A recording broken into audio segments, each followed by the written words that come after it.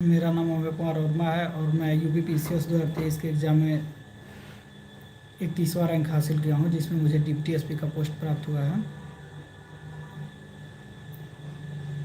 और ये मेरा तृतीय प्रयास था, दूसरा मेंस था और फर्स्ट इंटरव्यू था। 2021 में मैंने अपना फर्स्ट अटैम्प्ट दिया था, जिसमें मेरा प्री हो गया बट मेंस नहीं हुआ था। उसके बाद मैंने 22 में दिया तो 2 नंबर से मेरा प्री रुक गया और 23 में मेरा फाइनल सिलेक्शन हो गया। मेरे बैकग्राउंड एजुकेशन हाई स्कूल मैंने यूपी बोर्ड से किया अपने टाउन से, फिर इंटर एक गवर्नमेंट कॉलेज से यूपी बोर्ड से किया। फिर मैं 2016 में इलाहाबाद आ गया, जहाँ मैंने बीए किया ग्रेजुएशन में फिलॉसफी पॉलिटिकल साइंस और एंशियंट हिस्ट्री लेके, और 2019 में मेरा ग्रेजुएशन कंप्लीट हुआ। फिर मैं पीसीएस की तैयारी में लग गया और 23 में मेरा सिलेक्शन हो गया। तो ये मेरा ब्रीफ इंट्रोडक्शन था। और इस पूरे जर्नी में 2 लोग का हाथ बहुत ज़्यादा, मतलब इसमें मेरा योगदान रहा है यहाँ तक पहुँचने में। रवि भैया एक यूपी पीसीएस 2017 बैच के वीडियो हैं, उन्होंने बहुत हेल्प करी थी कि कैसे पढ़ना है, क्या पढ़ना है, कितना पढ़ना है। उनका मैं मतलब जो भी गाइड करते थे मैं उनको फॉलो करता था। और उसके बाद से मेंस प्री के बाद जब मेंस आंसर राइटिंग की बात आई तो अरुण भैया थे, वो हम दोनों लोग साथ में मेंस दिए थे, तो उन्होंने बहुत हेल्प करी थी पूरे जर्नी में। ये 2 लोग का मतलब बहुत योगदान रहा है और मैं उनको ही क्रेडिट देना चाहूँगा कि अगर वो नहीं रहते तो शायद मे बी मैं यूपी पीसीएस में चयन नहीं हो पाता। और बाकी माता पिता का बहुत ज़्यादा योगदान रहा है, आशीर्वाद रहा है। तो ये मेरी एक छोटी सी जर्नी थी। उसके बाद मैं आप लोग से कुछ क्वेश्चंस मुझे सर ने दिए हैं, मैं वो क्वेश्चन आप लोग से पूछो मतलब शेयर करना चाहूँगा। जैसे कि प्री में 2 पेपर होते हैं, एक GS1 होता है और एक CSET होता है। तो GS1 में history, polity, geography, science, environment, economics ये मेजर सब्जेक्ट होते हैं और करंट अफेयर्स होते हैं।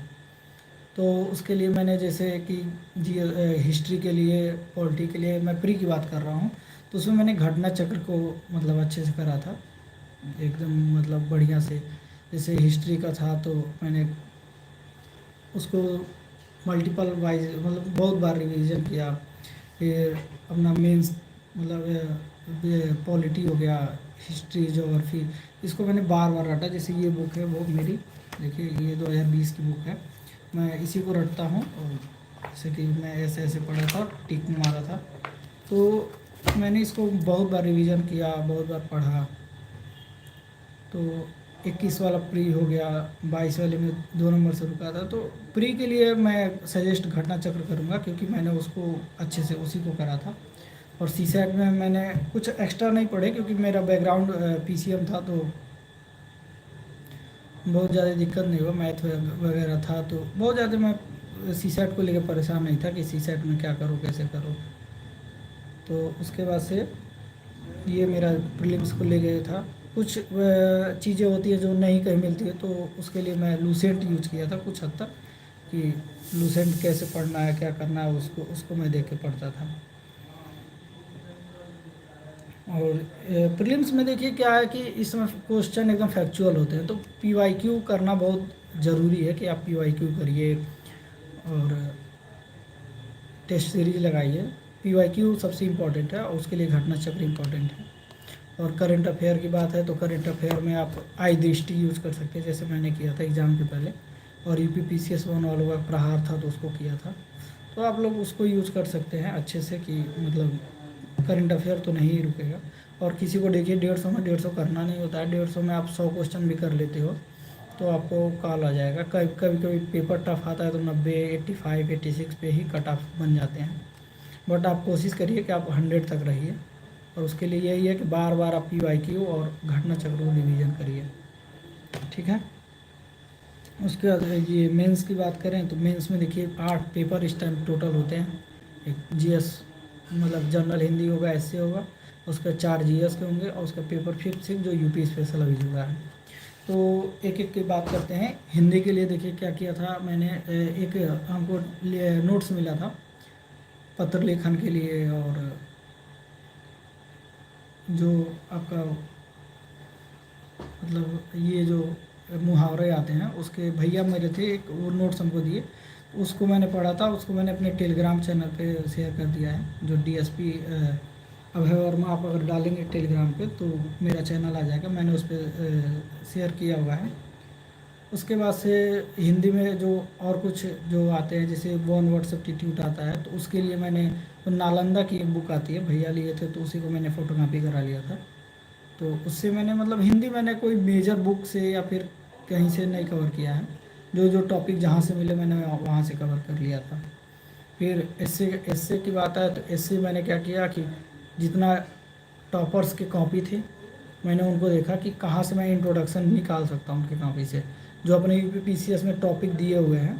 तो टॉपिक को क्या करता था मैं कि अच्छा ये महिला का है तो महिला के लिए मैं कहाँ से यूज कर सकता हूँ, तो मैं महिला का इंट्रोडक्शन एकदम तैयार किया, अगर आता है तो मैं अम्बेडकर जी ने क्या कहा है और नरेंद्र मोदी जी ने, प्राइम मिनिस्टर जी ने क्या कहा है, तो उनके बारे में मैं इंट्रो से स्टार्ट करता था। फिर बॉडी पार्ट में जो क्वेश्चन का डिमांड है, कैसे क्वेश्चन पूछा हुआ है ऐसे में, उसको लिखता था। उसके बाद से फिर कंक्लूजन मेरा बना बनाया तैयार रहता था कि महिला आ गई तो ये लिखना है, बच्चे आ गए तो ये लिखना है, कला एवं संस्कृति आ गई तो ये लिखना है। तो इस तरह मैंने कम से कम 12-13 टॉपिक तैयार कर लिए थे, इंट्रोडक्शन और कंक्लूजन का। बीच में जो आता था वो अपना मैं अपने क्वेश्चन अकॉर्डिंग कर लेता था। तो ये मेरा ऐसे रहा। फिर GS1 से लेकर GS4 के लिए मैंने कुछ मतलब मुन्नाल सर के यूट्यूब चैनल पे वीडियोस थे वहाँ से देखे, क्योंकि मैंने कोई कोचिंग करा नहीं था, तो वहाँ से मैंने क्वेश्चंस देखे, उसके बाद से मतलब वीडियोस देखे, उसके बाद से मैंने एक शून्य IAS की बुक आती है, तो मैंने कई वीडियो में उसके लिए वो उसके बारे में बताया कि शून्य IAS की जो वीडियो बुक्स आती हैं मैंने उसको अच्छे से किया था। ठीक है, अभी मैं रविंदर जी मैं आपको बताता हूँ मैंने कौन सी मिस्टेक करी थी। अभी मैं रिसोर्स बताता हूँ, उसके बाद से मेरा मीडियम इंग्लिश था। ठीक है, हाँ पूर्वावलोकन इम्पॉर्टेंट है। अभी मैं सारे क्वेश्चंस लूँगा, मैं थोड़ा जो क्वेश्चंस बच्चे लिख के भेजे हैं मैं उनको बता रहा हूँ। तो मेंस में मेरा GS1 से लेकर 4 तक था कि मैंने शून्य को पढ़ा अच्छे से, और जो जैसे मुन्नाल सर के वीडियोस देखे, प्रतीक नायक सर के देखे, सुदर्शन सर के वीडियोस देखे, तो वहाँ से मेरा जो बेसिक हिस्ट्री ज्योग्राफी है वो मैंने तैयार कर लिया, इकोनॉमिक्स। उसके बाद मैंने शून्य इसकी बुक ली और उसको मल्टीपल बार रिवीजन किया, उसके शॉर्ट नोट्स बनाए और फिर टेस्ट सीरीज लिखता था मैं। तो GS1 2 3 4 के लिए मेरा सिंगल रिसोर्स शून्य IAS था, और कुछ कोई बुक मैंने फॉलो नहीं किया है। स्पेक्ट्रम और लक्ष्मीकांत मैंने बहुत पहले पढ़ा था, मतलब 2021 के टाइम में। उसके बाद मैंने कभी कोई बुक नहीं पढ़ा, मैं मतलब कुछ नोट्स थे वो, लेकिन मैं बाद में केवल शून्य मतलब 23 वाले एग्ज़ाम को मैंने शून्य ही पढ़ के निकाला है। ठीक है, ठीक है सर। बलमीरा सर, अभी आपका मैं मतलब क्वेश्चन है वो लेता हूँ। ठीक है, उसके बाद से आपका GS 5th और 6th अभी पेपर नया जुड़ा है, तो इसमें क्या है कि क्वेश्चन कैसे आएंगे क्या आएंगे किसी को नहीं पता है। तो मैंने क्या कह रहा था कि जो ध्येय IAS की एक बुक निकाली है, मास्टरिंग बुक निकाली है, जिसमें सारे क्वेश्चन और आंसर के बारे में पूरे सिलेबस को कवर किया है। तो हम लोगों ने, हम और भैया ने उसको अच्छे से करा था। ठीक है, और उससे काफ़ी क्वेश्चन लड़े थे एग्ज़ाम में, कि जैसे कि वो एक STF करके कोई क्वेश्चन आया था, वो उस बुक में भी दिया था। तो हम लोगों ने ध्येय IAS की बुक को कई बार रिवीजन किया, फिर नेट का सहारा लिया 5th और 6th का। गवर्नमेंट की साइट्स हो गई, गवर्नमेंट का जो भी, जैसे हर डिस्ट्रिक्ट का अपना एक साइट है, और उस डिस्ट्रिक्ट के साइट पे उसके हिस्ट्री के बारे में बताया गया। जैसे कौशाम्बी है, तो कौशाम्बी का अगर आप डिस्ट्रिक्ट पे जाओगे तो वहाँ पे कौशाम्बी की हिस्ट्री के बारे में, कि इंसान कैसे आया, मतलब जितना फायान के बारे में सब पूरा डिटेल में दिया हुआ है। उसके बाद जैसे आप कन्नौज जाओगे तो हर डिस्ट्रिक्ट के बारे में दिया हुआ है, तो मैं वहाँ से जो भी टॉपिक मिलता था वैसे तैयार कर लेता था सिलेबस के अकॉर्डिंग।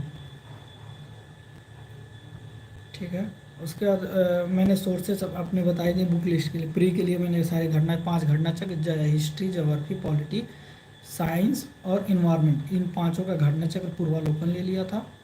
और मेंस का मैंने 4 बुक शून्य लिया था, यही मेरा रिसोर्स था। इसके अलावा मैंने कोई रिसोर्स अदर फॉलो नहीं किया है।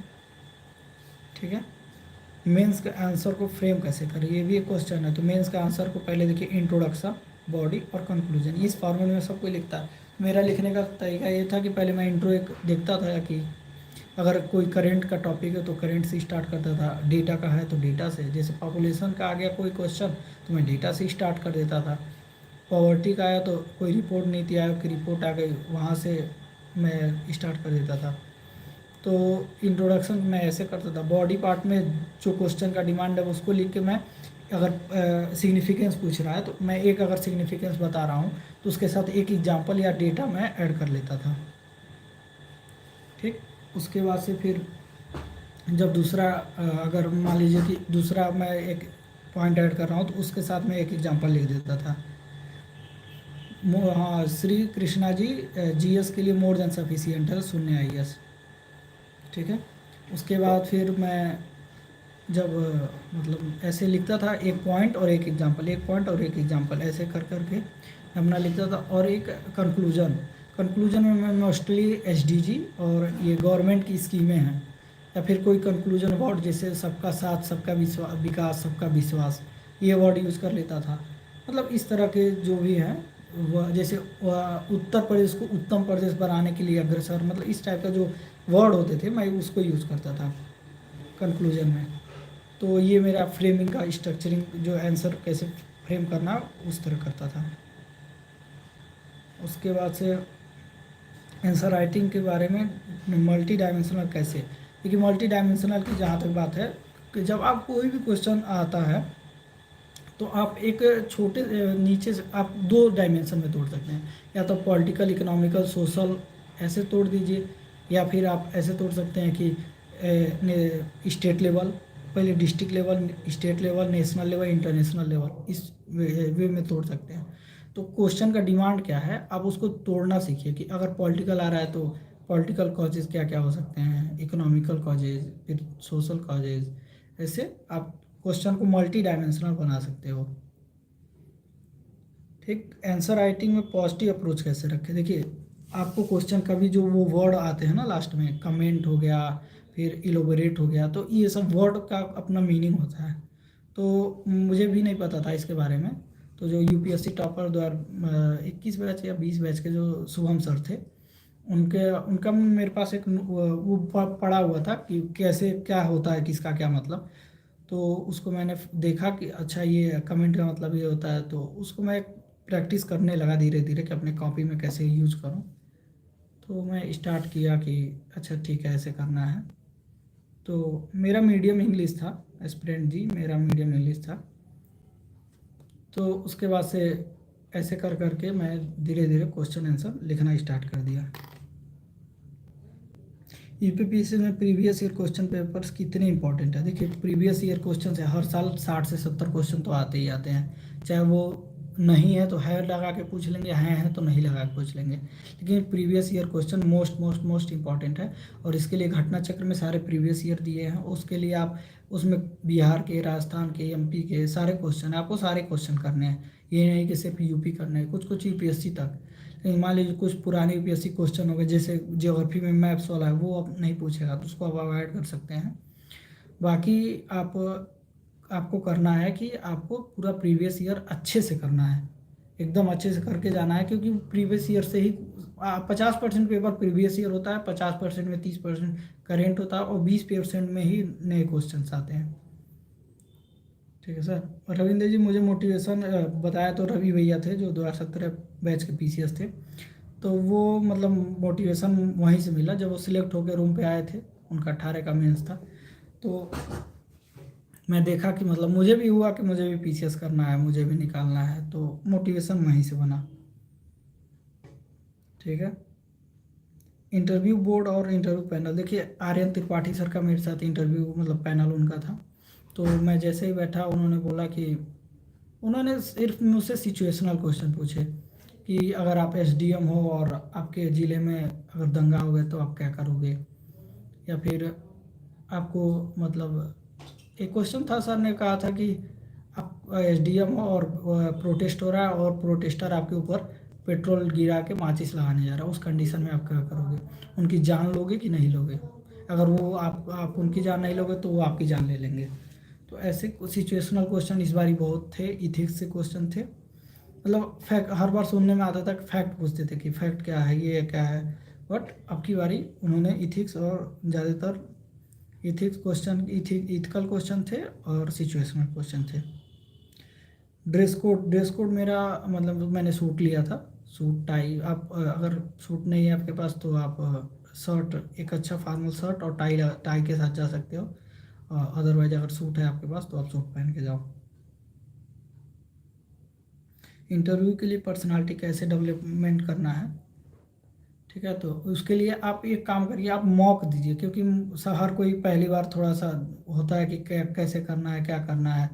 तो आप मॉक दीजिए, जितना मॉक देंगे आपका हेजिटेशन ख़त्म होगा, बात करने का जो तरीका है, हर चीज़ है वो क्लियर होगा। तो आप मॉक जितना ज़्यादा देंगे उतना हेल्पफुल रहेगा, ठीक है। और सर्विस प्रोफाइल वर्क मतलब मेरा यही था कि मुझे पीसीएस करना है। इसके लिए मैंने एक बार 2022 में लेखपाल का एग्ज़ाम दिया था, तो उसमें मेरा चयन हो गया था, फाइनल सिलेक्शन हो गया। बट उससे पहले ही मतलब 30 दिसंबर को मेरा लेखपाल में आया और 23 जनवरी को मेरा पीसीएस का रिजल्ट आ गया। तो मैंने लेखपाल तो अब छोड़ ही दिया है। तो मैंने एक एग्ज़ाम दिया था, उसके बाद फुल डेडिकेशन हो गया यूपी पीसीएस पे कि अब पीसीएस ही देना है। और देखिए, अगर यूपी पीसीएस मतलब कई लोग पूछते हैं कि सर क्या आप यूपी पीसीएस में मौका मिले देना चाहेंगे, तो देखिए मेरा कहीं ना कहीं एम था कि मुझे एसडीएम बनना है। बट इस बार ही नहीं हुआ, तो सोचा हूँ कि इस बार ही अच्छे से दूंगा, क्या पता एसडीएम हो जाऊँ। तो इस बार ही मैं पीसीएस दूंगा। ये कुछ क्वेश्चंस जो आप लोग ज़्यादातर क्वेश्चन करते हैं, सर ने हमको वही क्वेश्चन दिया है और वही क्वेश्चन मैं आपसे मतलब उसी क्वेश्चन का मैं आंसर देने की कोशिश कर रहा हूँ।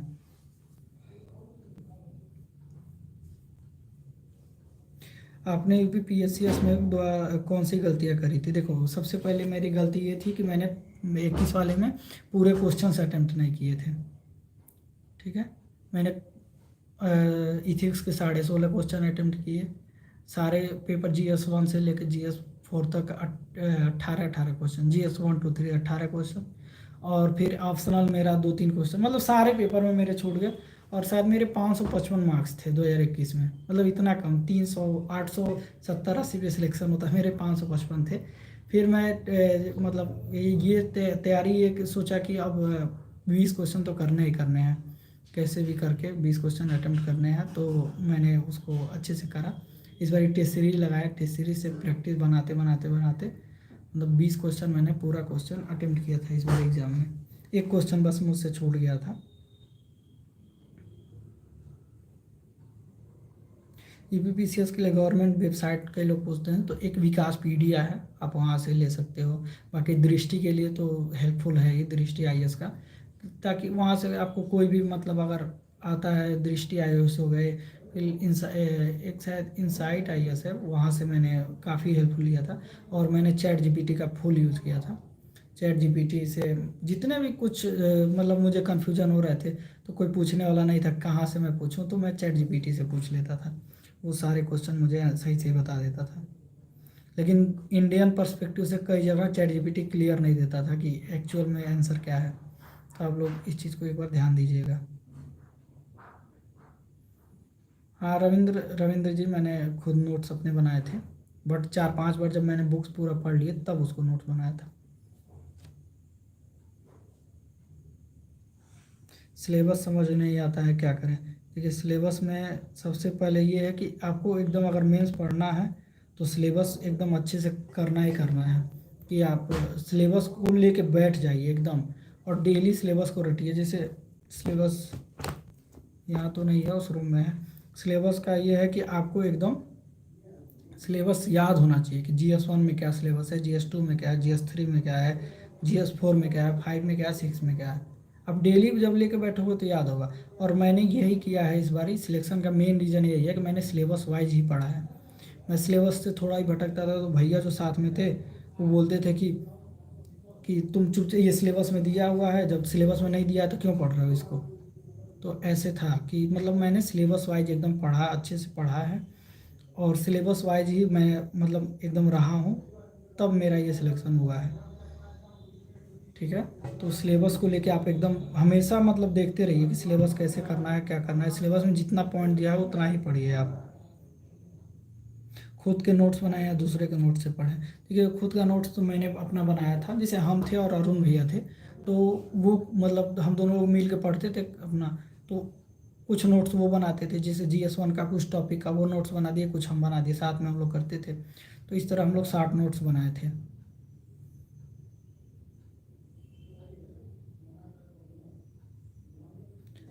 सुनने आया इसकी प्रिंटेड बुक, हाँ प्रिंट मतलब ऐसे नहीं पता है, उनका ओरिजिनल बुक ही मिलेगा, क्योंकि वो बुक काफ़ी मतलब केवल उन्हीं के शॉप पे ही मिलेगा दिल्ली में, बाकी कहीं मिलेगा नहीं, तो मुझे कोई आइडिया नहीं है। श्री कृष्णा जी। ठीक है, तो आप खुद कोशिश करिए कि खुद से नोट्स बनाने का, कि आप अपना नोट्स बनाएंगे तो ज़्यादा बेटर रहेगा। नोट्स कैसे बनाए, कम से कम आपका जो रोज रिसोर्स है जिससे आप पढ़ रहे हैं, 4-5 बार आप पढ़िए उसको, तब जाके आप 60 नोट्स बनाइए। ऐसे ही नहीं कि ठीक है पढ़ने मतलब स्टार्ट कर दिया, पहली बार पढ़ा और फिर नोट्स बनाना स्टार्ट कर दिया, ऐसा नहीं है। आपको मतलब 3-4 बार उस बुक को चाहे उस अपने नोट्स को पढ़ना है, फिर 60 नोट्स बनाना है। ठीक है। वैल्यू एडिशन कैसे करें, अब तो इतने मार्केट में बुक आ गए हैं कि आपको हर एक टॉपिक पे वैल्यू एडिशन, एग्जाम्पल, डेटा सब मिल जाएंगे। जैसे मैंने शून्य शून्य IAS का एक डेटा करके बुक आता है, पतला सा आता है, 40-50 रुपये का, उसको मैंने ख़रीदा था। तो वहाँ से मैं मतलब एक पेज में A4 शीट में मैंने 5-6 पेज में सारे नोट डाटा लिख लिए थे, और फिर मैं उस डाटा को डेली रटता था सुबह सुबह उठ के, और फिर उसको कॉपी में मैंने मतलब आंसर राइटिंग में यूज करता था। तो ये वैल्यू एडिशन का काम किया था। UPSC में NCERT कितनी इंपॉर्टेंट है, मैंने 2 NCERT पढ़ी हैं, क्लास 11th की ज्योग्राफी और क्लास 11th की द इकोनॉमिक डेवलपमेंट, और मैंने कोई NCERT नहीं पढ़ी है। तो जिसको बेसिक क्लियर नहीं है, जिसका बेसिक क्लियर नहीं है वो अपना NCERT पढ़ सकता है, और जिसका बेसिक क्लियर है वो डायरेक्ट स्टैंडर्ड बुक या फिर मैंने शून्य पढ़ा था वो शून्य पढ़ सकता है।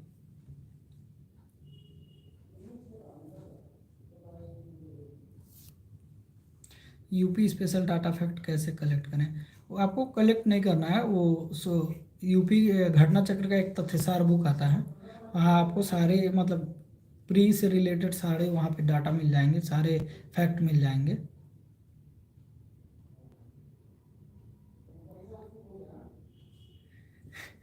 जॉब में देखिए हर्ष जी, अभी आप सब इंस्पेक्टर हैं, तो जॉब में करने के लिए यह है कि आपको टाइम थोड़ा निकालना पड़ेगा, और अंदर पैशन डेडिकेशन रखना पड़ेगा कि जॉब में करना है मुझे एक अच्छा। अभी आप सब इंस्पेक्टर हैं तो आप डिप्टी SP बनना चाहेंगे, तो आप कम से कम 4-5 घंटे पढ़िए, क्योंकि आपका बेसिक तो क्लियर है ही, बस ये है कि आपको थोड़ा सा मेहनत करना है, और फिर आप आराम से कर ले जाएंगे, आपका माइंड बहुत सही है।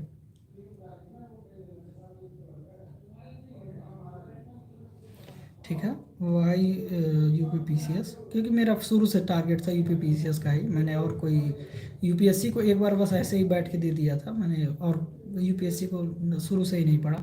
अब है कि मैं PCS में आ गया हूँ, अब भले UPSC में। सर शून्य आज बहुत बल्कि है, तो बल्कि है तो उसके लिए मैंने बताया कि सिलेबस ओरिएंटेड रहिए। सिलेबस को मैंने शून्य इसमें बहुत जो बाहरी चीज़ थी मतलब इरेलीवेंट लगी मुझे, मैंने उसको फाड़ के निकाल दिया, और जो सिलेबस ओरिएंटेड थी बस मैंने सिलेबस पढ़ा है। ठीक है। UPPCS की कब से स्टार्ट की मैंने तैयारी, देखिए मैंने UPPCS की तैयारी स्टार्ट करी थी, मैं ग्रेजुएशन करके आया तो 1-2 साल तो ऐसे ही लग गया ये स्टेबल होने में, समझने में क्या है, क्योंकि मेरा बैकग्राउंड फिजिक्स केमिस्ट्री बायो था। उसके बाद मैंने एक्चुअल तैयारी 2019 16 अक्टूबर 2019 से की थी, क्योंकि उसी दिन रवि भैया हमसे मिले थे और उन्होंने गाइड किया पूरा 2-3 घंटा। उसके बाद मोटिवेशन आया, पहले मैं हिंदी मीडियम में था, फिर मैंने अपना मीडियम इंग्लिश किया उनके कहने पे, और फिर मैं तैयारी वही 2019 16 अक्टूबर 2019 से एक्चुअल तैयारी मैंने स्टार्ट की। उसके पहले बस ये इलाहाबाद में खाता था, सोता था, घूमता था, बाकी सब यही था। करेंट अफेयर की तैयारी कैसे करें, देखिए प्री के लिए क्या था कि मैं आई दृष्टि पे डिपेंड था, क्योंकि मेरा ये है कि मैं फैक्ट बहुत तेज़ रटता हूँ। तो मैंने बुक जब आती थी तो मैं उसको 7-8 बार पढ़ लेता था, तो मेरा सारा वो मतलब फैक्ट तैयार हो जाता था। और ये अपना जो तथ्य सार एक वो घटना सार आता है, उसका जो शुरू में वो 17-18 पेजेस में वन लाइनर दिया रहता था, उसको मैंने करता था। और इस बारी मैंने प्रहार करा था, अच्छा लगा मुझे प्रहार, तो मैंने तीनों करा था, तो उससे मतलब इस बार ही मेरा करंट अफेयर का सोर्स यही था। यूपीपीसीएस की तैयारी के लिए कितने ईयर्स का करंट अफेयर? मुझे लगता है 9 से 10 महीने अगर आप कर ले रहे हो तो बेस्ट है। अगर आप 1 साल कर रहे हो वो भी बेस्ट है। ठीक है सर, आपने सिलेबस को कवर कैसे किया? जैसे पेपर 1 to 6 में 1 से 4 के लिए मैंने शून्यायस फॉलो किया था। वो बुक में आपको सारे मतलब पूरे चारों पेपर कवर कर लेगा, चारों जीएस कवर कर लेगा। और 5th 6 के लिए मैंने DIS पढ़ा था। सर, आंसर राइटिंग कब से शुरू करें? एक बार टॉपिक्स कंप्लीट कर लें उसके बाद। हाँ, अब अगर आप जैसे सोसाइटी आपने उठाया, सोसाइटी में आपने वुमेन पढ़ लिया है, 2-3 टॉपिक पढ़ लिया, उसको आप 1-2 बार रिवीजन करिए, फिर उससे क्वेश्चन जो PYQ बने हैं उस पर आप लिखिए। तो लिख के आप लिखिए कि कैसा लिख रहे हैं, फिर आप मॉडल आंसर से मिलाइए। कुछ कमी रहेगा उसको आप नोट डाउन करिए। सर, आपने सिलेबस को सॉरी सर, GS 3 के लिए कंपाइलेशन वाली बुक बताइए जो सिलेबस के अकॉर्डिंग कवर्ड हो ऑलमोस्ट। सुरेश चौरसिया जी, आप 0IS फॉलो कर सकते हैं, उसमें आपको सब मिल जाएंगे। ठीक है सर, प्रीलिम्स में ज़्यादा प्रॉब्लम है लॉजिकल गेस, कुछ क्वेश्चन कैसे कर सकते हैं?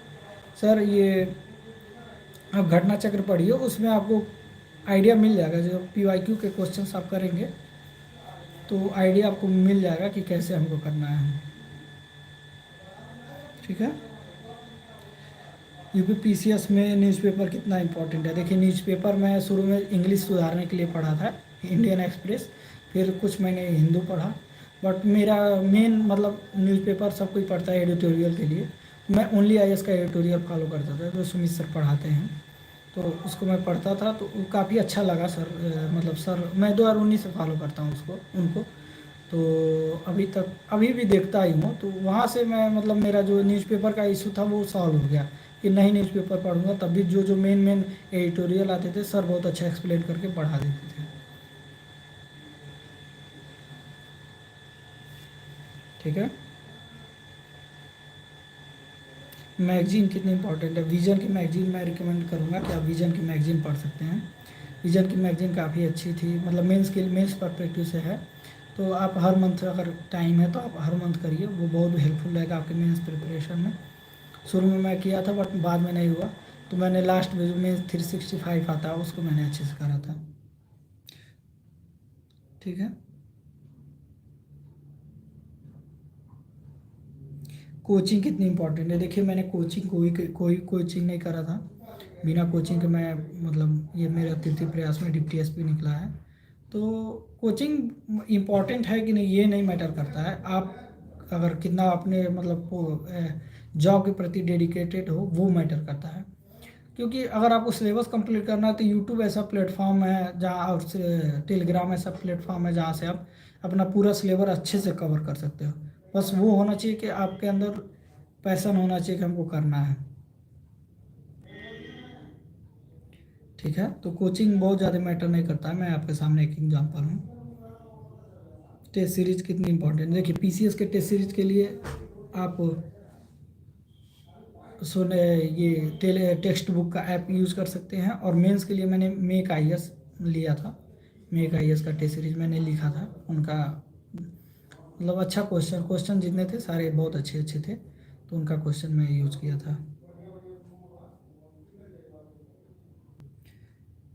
आपने डेली कितने घंटे पढ़ाई की? मैं डेली 9 से 10 घंटे तो पढ़ता ही था, एटलीस्ट 9-10 घंटे। कभी कभी पढ़ाई नहीं हो पाती थी तो रेस्ट कर लेता था, लेकिन डेली 9-10 घंटे तो पढ़ता ही था। यूपीपीसीएस के लिए मोटिवेशन कहाँ से मिला? फिर से मैं बताऊंगा कि रवि भैया थे, वही मोटिवेट का काम करते थे। यूपीपीसीएस तैयारी के लिए खुद को मोटिवेट कैसे रखें? ये जॉब ही ऐसा है जो आपको खुद मोटिवेट कर देगा कि आप एक सिविल सर्वेंट बनने जा रहे हो, और आपको खुद लगेगा कि आप किसी गरीब की लाइफ चेंज कर सकते हो। आपको ऐसा गवर्नमेंट पावर देती है कि आप किसी की लाइफ को चेंज कर सकते हो। उनके पास अगर आवास नहीं है तो PM आवास से आप मकान दिला सकते हो। उनके पास अगर नल पंप नहीं है तो PM जो अपना ये जल जीवन मिशन चल रहा है वहाँ से नल हैंडपम्प दे सकते। तो ये चीज़ें हैं जो आपको मोटिवेट करेंगे। आप अपने सोसाइटी चारों तरफ सोसाइटी में देखोगे तो आपको पावर ऐसा दिया जाएगा जिससे आप किसी भी गरीब या अमीर के, मतलब जो भी है, जो नीडी पीपुल है, उसके आप लाइफ को चेंज कर सकते हो। तो ये सबसे बड़ा मोटिवेशन था। और बाकी मोटिवेशन आपके पेरेंट्स रहेंगे, जो आपके पेरेंट्स आपको मोटिवेट करते रहेंगे। तो मेरा मोटिवेशन सबसे बड़ा यही था। टाइम टेबल देखिए, टाइम टेबल मेरा यह था कि मैं 8-9 बजे उठता था, कभी 8 कभी 8:30-9, यही मेरा टाइमिंग था। उसके बाद मैं लाइब्रेरी जाता था। लाइब्रेरी सुबह में मैं अगर प्री है तो प्री के लिए पढ़ता था, नहीं तो मेंस है मेंस के लिए। तो 9 से 1 मैं लाइब्रेरी, फिर 1 बजे आता था खाना खा के, फिर मैं थोड़ा सा एक पावर नैप लेता था। उसके बाद से 2-2:30 बजे मैं 2:30 बजे चला जाता था लाइब्रेरी। फिर रात में 9-10 बजे आता था। शाम बीच में ब्रेक लेता था, ऐसा नहीं है कि मैं लगातार बैठ के पढ़ रहा था। बीच बीच में मैं ब्रेक लेता था चाय पीने के लिए या फिर भैया लोग से बात करने के लिए। तो ये मेरा टाइम टेबल शेड्यूल था डेली का। मीडियम मैंने पहले बताया कि मेरे मीडियम हिंदी था, फिर मैंने चेंज करा, इंग्लिश करा है। तो मीडियम इस बारी तो हिंदी इंग्लिश में कोई बहुत ज़्यादा डिफरेंस नहीं रहा है। अगर हिंदी आपका मीडियम है तब भी अच्छा है, क्योंकि इस बारी बहुत एचडीएम हिंदी से बने हैं। और इंग्लिश है तब भी अच्छा है, क्योंकि इंग्लिश में भी सिलेक्शन हुआ है। तो मीडियम डिपेंड नहीं करता है, मीडियम के लिए आप कोई भी यूज़ कर सकते हो।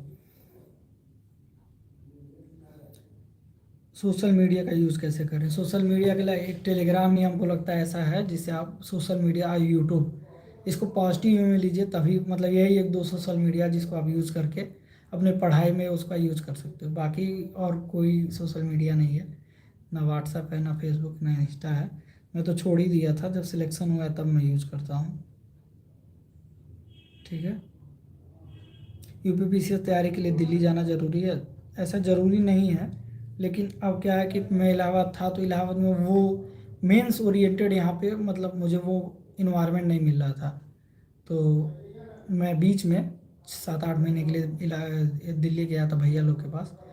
वहाँ मतलब मेंस कैसे करना है वहाँ मैं सीखा, अच्छे से आंसर राइटिंग सीखा। तो ज़रूरी नहीं है, अगर आपको कोई बताने वाला है तो आप यहीं से कर सकते हो। मेरे पास ये था कि कोई बताने वाला नहीं था, तो आप कहीं से भी, ऐसा नहीं, कई टॉपर तो अपने घर से ही मतलब इस बार एसडीएम बन गए हैं। तो दिल्ली जाना कोई ज़रूरी नहीं है। मैप्स नहीं समझ में आता क्या करें? देखिए, मैप्स के लिए मैं एक चैनल रिकमेंड करूँगा, सुदर्शन गुर्जर सर का। यूट्यूब पे भी उन्होंने फ्री में पढ़ाया है, और अन अकेडमी में भी। उनका अगर आप मैपिंग कर लोगे तो फिर मैपिंग की आपको ज़रूरत नहीं पड़ेगी। ठीक है, क्योंकि वो इतने अच्छे से मैप वो पढ़ाए नहीं है, मैप वो याद करा दिया है सुदर्शन गुर्जर सर। तो आप उनका मैप एक बार सर्च करिए, और उनका मैप अगर मिले आपको तो पूरा अच्छे से करिए, फिर कभी आपको दोबारा मैप में दिक्कतें नहीं होंगी। ठीक है। प्लान भी रखना चाहिए, नहीं प्लान भी देखिए रखना ही चाहिए।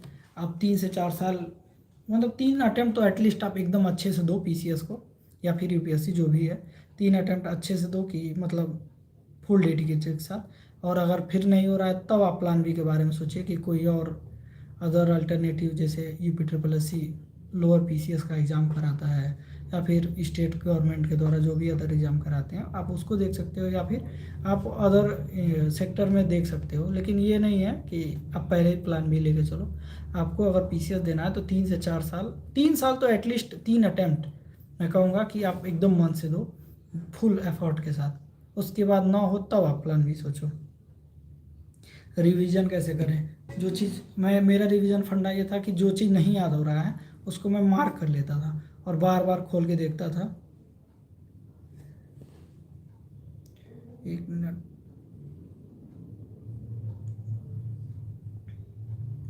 15 मई तक इथिक्स एंड करने कौन नोट बना दे, प्लीज़ बता दीजिए।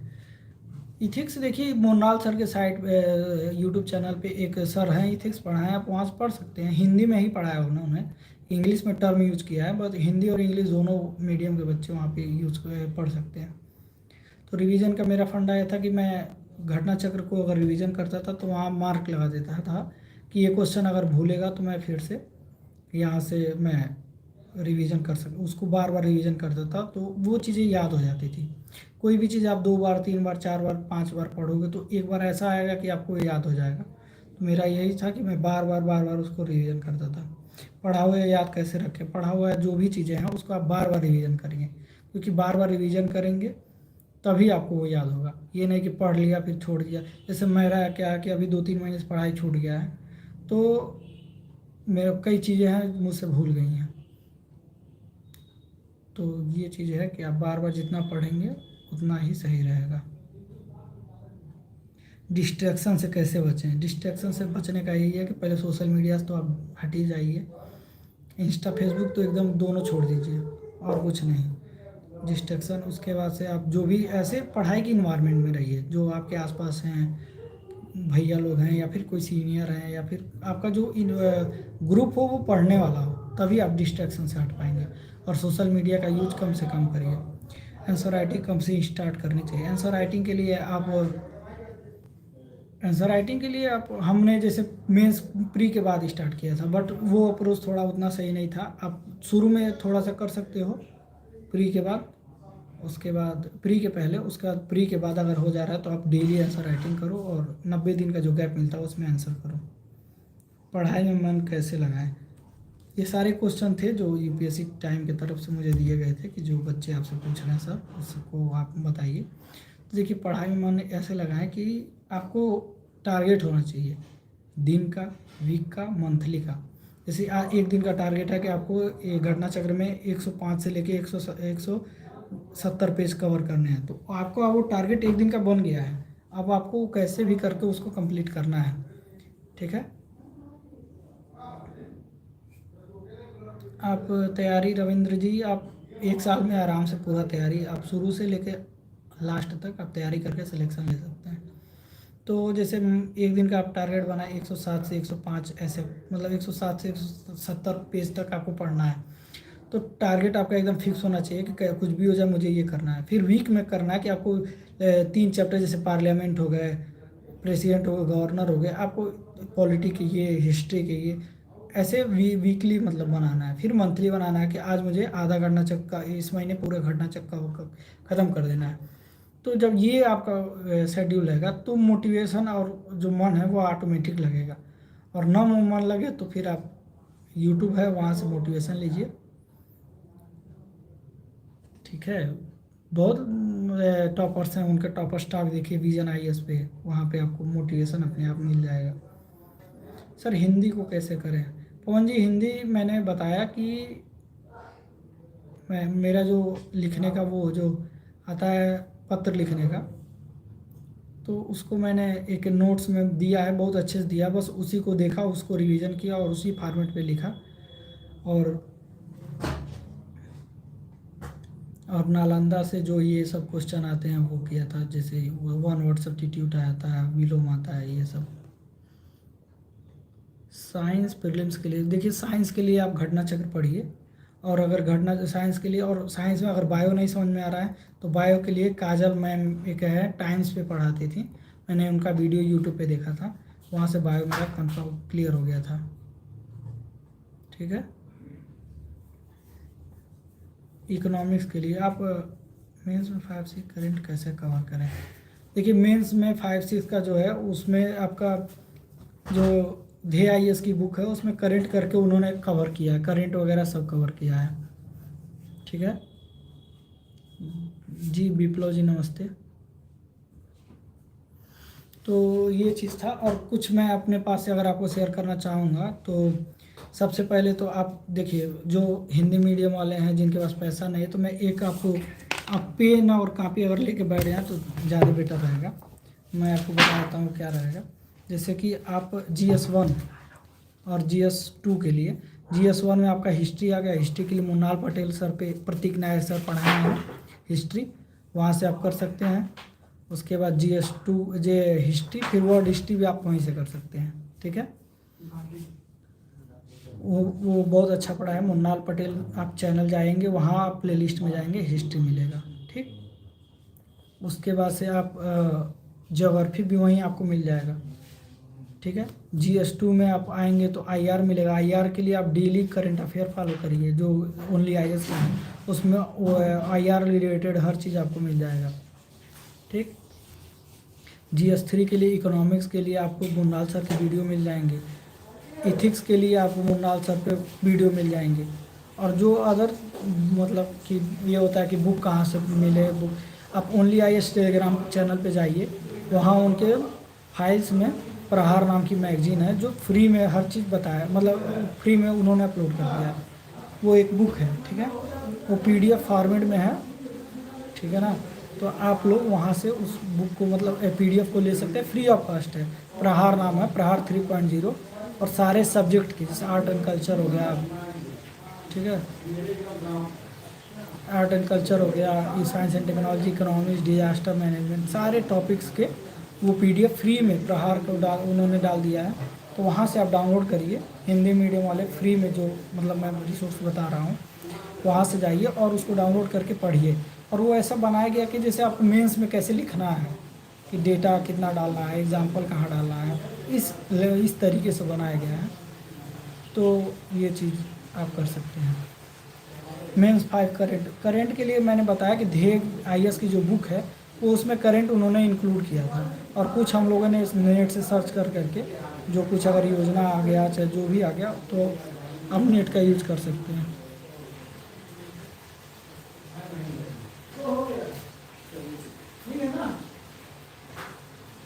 वैल्यू एडिशन कहाँ से करें? वैल्यू एडिशन के लिए मैंने सर बताया कि शून्य IAS की एक डेटा नाम की बुक आती है, उसमें एग्जाम्पल्स और डेटा दोनों रहते हैं। तो और यह सुप्रीम कोर्ट का वर्डिक्ट हो गया, फिर कोई रियल इंसिडेंट हो गया, ये सारे चीज़ रहते हैं, तो आप वहाँ से पढ़ सकते हैं।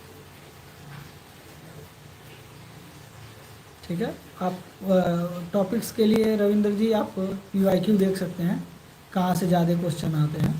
ज्योग्राफी से तो हर साल 5-6 क्वेश्चन तो आ ही रहे हैं, तो ठीक है।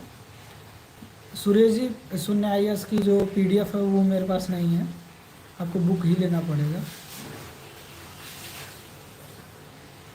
ठीक, तो ऐसे आप GS 1 से 4 तक कर सकते हो, फ्री ऑफ कॉस्ट में कर सकते हो, और मतलब अच्छे से कर सकते हो। उसके बाद आप 5-6 का है, 5-6 के बारे में हम लोग यूपी के हैं तो इतना तो नॉलेज रहता है यूपी PCS देते देते कि कैसे क्या कहाँ पे है। उसके बाद आप ध्येय IAS की जो मास्टरिंग बुक है उसको आप यूज कर सकते हैं, तो आपका 5-6 सिलेबस कंप्लीट हो गया। विदाउट कोचिंग आप आराम से यूपी PCS 1 साल के अंदर निकाल सकते हैं। मुझे 3 साल लगा क्योंकि मेरा अप्रोच गलत था, क्योंकि मैंने पहले प्री का फोकस किया फिर मेंस का, इसीलिए मैं 21 में प्री आराम से क्लियर हो गया, मेंस में मेरा नहीं हुआ। तो आप लोग ये गलती मत करिएगा, आप लोग अच्छे से पहले मेंस को पूरा कवर कर लीजिए। जिसको भी 25 का देना है वो अभी से मेंस कवर के लिए मतलब पूरा पढ़ के अपना सिलेबस कंप्लीट कर ले। और उसके लिए मैं प्लेलिस्ट डाल दूँगा, मतलब मेरा चैनल, अपना चैनल में बताया हुआ है कि आप टेलीग्राम पे जाइए, वहाँ DSP अभय वर्मा आप डालेंगे सर्च में तो एक चैनल आएगा, तो वहाँ से आप मतलब फॉलो करके वहाँ मेरा जो भी सब मैंने नोट्स अपलोड किया है, चाहे जो अपने कॉपीज अपलोड किए हैं, वहाँ आप देख सकते हो।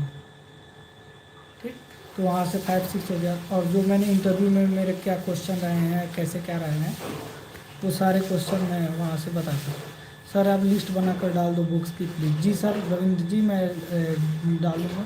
कितने आवर पढ़ने इन दिनों मिनिमम? कम से कम 8 से 9 घंटा तो मिनिमम आपको पढ़ना है, 10 से 11 घंटा मैक्सिमम। उसके बाद भी हो जाए तो मैक्सिमम का तो कोई लिमिट नहीं है, सबका अपना लिमिट होता है, बट 9 घंटे एटलीस्ट आपको देने ही है देना। नेहा सर आंसर राइटिंग में प्रॉब्लम आ रही है।